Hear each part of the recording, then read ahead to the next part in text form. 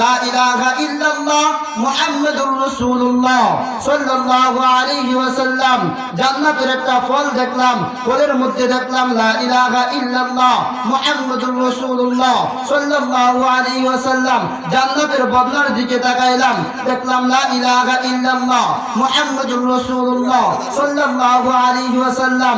জান্নাতের যে কোনো খাবারের দিকে তাকাই, দেখি লা ইলাহা ইল্লাল্লাহ মুহাম্মাদুর রাসূলুল্লাহ সাল্লাল্লাহু আলাইহি ওয়াসাল্লাম।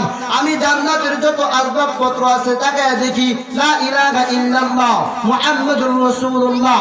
আল্লাহ, আমি গুনাহগার, তুমি ওই তোমার নামের সাথে যার নামটা রাখছো, যে বন্ধুর নাম রাখছো, ওই বন্ধুর নামের খাতিরে আমি আদমকে তুমি ক্ষমা করে দাও। আর আল্লাহ পাক রব্বুল আলামিন বন্ধুর নামে ক্ষমা চাওয়ার কারণে খুশি হয়ে বাবা আদমকে ক্ষমা করে দিয়েছেন। ওই নবীর উম্মত আমরা হতে পেরেছি, এতে অবশ্যই আমরা ভাগ্যবান। আর আল্লাহর রাসূল ওই নবী আমাদেরকে শিক্ষা দিতেছেন, যদি তুমি আমি নবীর সুপারিশে জান্নাতে যেতে চাও, আমি নবীর উম্মত হিসাবে জান্নাতে যেতে চাও, আমি নবীর উম্মত হয়ে জাহান্নাম থেকে মুক্তি পেতে চাও, তাহলে তোমার জন্য 5টা জিনিস মানা জরুরি। কয়টা? 5টা জিনিস মানা জরুরি।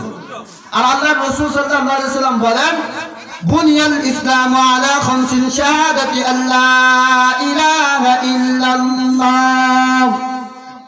নবী আমাদেরকে সর্বপ্রথম শিক্ষা দিলেন, তুমি যদি আমার উম্মত হতে চাও, আল্লাহর বান্দা হতে চাও, তাহলে বলো লা ইলাহা ইল্লাল্লাহ।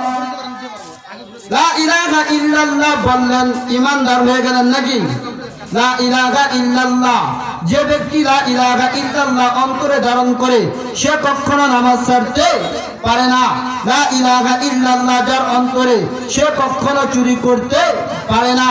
লা ইলাহা ইল্লাল্লাহ যার অন্তরে সে কখনো ঘুষ খেতে পারে না।